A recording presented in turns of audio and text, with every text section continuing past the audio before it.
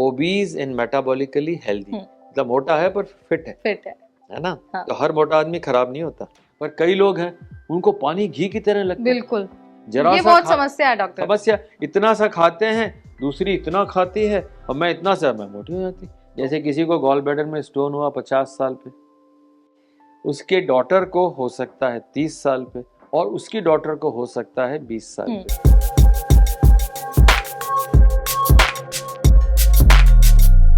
एक तो मेरी दोस्त है, वो बहुत स्किनी है, मतलब हम तो फिर भी हेल्दी हैं, लेकिन वो बहुत स्किनी है। वो ज़्यादा वॉक भी नहीं करती। वो कहती है कि भाई मैं तो ऑलरेडी बहुत पतली हूँ, मुझे तो वेट लॉस करना ही नहीं है, चलने की क्या ज़रूरत है। और दूसरा कि वो खाती बहुत ज़्यादा है, चाहे वो बाहर की चीज़ हो चाहे नॉर्मल घर का भी खाना हो, तो उसका कंजप्शन बहुत ज़्यादा रहता है, मतलब हमसे तो डबल ही रहता है। बट फिर भी वो दिखता नहीं है, मतलब she looks very fine, she looks very cool. तो मतलब क्या यहाँ पर आपको लगता है कि जो दिख रहा है वही अच्छा है? नहीं नहीं, ये बहुत इंपॉर्टेंट सवाल है, और कई लोग बड़े खुशकिस्मत होते हैं। उनमें से ये हो सकती है आपकी फ्रेंड खुशकिस्मत हो। पर मैं ओबेसिटी को 4 तरीके के पार्ट में डिवाइड करूंगा। पहला, obese metabolically unhealthy. Obese and metabolically healthy, मतलब मोटा है पर फिट है ना। हाँ। तो हर मोटा आदमी खराब नहीं होता।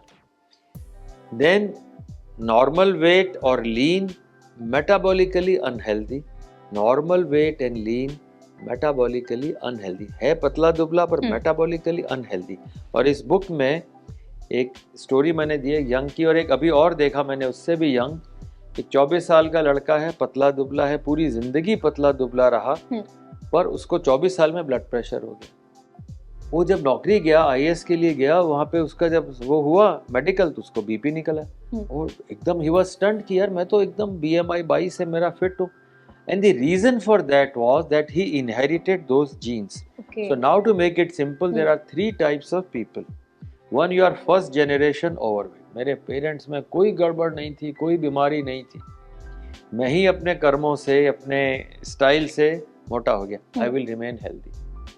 I may not get diseases. You are metabolically healthy, overweight, obese. But my next generation and the next generation, उनका जरा सा भी ओवरवेट हुए, उनके अंदर प्रॉब्लम हो सकती। नाउ योर फ्रेंड जो पतली दुबली है और मोटी नहीं होती खाने से, she may be first generation lucky person, but if she Yeats more, you should get her blood test done. I mean, she should get her blood test done sometimes. If she is healthy, she is amongst the luckiest person. She should remain in the green lane, should not insult her body. This is what the thing I want to give. There are very few people today, maybe 30% of Indians, who are in the green lane. Green lane मतलब parents भी ठीक थे, ये भी इनकी भी है, और लाइफ मैं भी अच्छी ठीक है। हुआ हूँ पैदा। हाँ। तो अब भगवान ने जो दिया है उसको बिगाड़ो नहीं, वो नियामत मिली है, अच्छी किस्मत मिली है, उसको बिगाड़ो नहीं। पतली रहती है, but that doesn't mean she should insult, because if she wants to have next generation healthy, she has to be good. अब वो क्यों नहीं मोटी होती? बिकॉज उसका मेटाबॉलिज्म अभी तक नहीं। पर कई लोग हैं उनको पानी घी की तरह लगता है। बिल्कुल, जरा ये सा बहुत समस्या है डॉक्टर। समस्या, इतना सा खाते हैं, दूसरी इतना खाती है और मैं इतना सा, मैं मोटी हो जाती। 2 पार्टी में गए आप और मोटे हो गए। This is because you are the third generation, maybe from your parents who may have diabetes, blood pressure, heart problem. मेरे पेरेंट्स हुए तब मैं। The third generation behaves much much aggressively.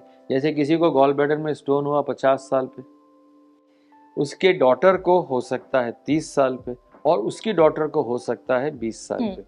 तो गॉल ब्लैडर स्टोन जो है, these are walking genes. The gallbladder stone is a reflection of fat in the liver, bad bile.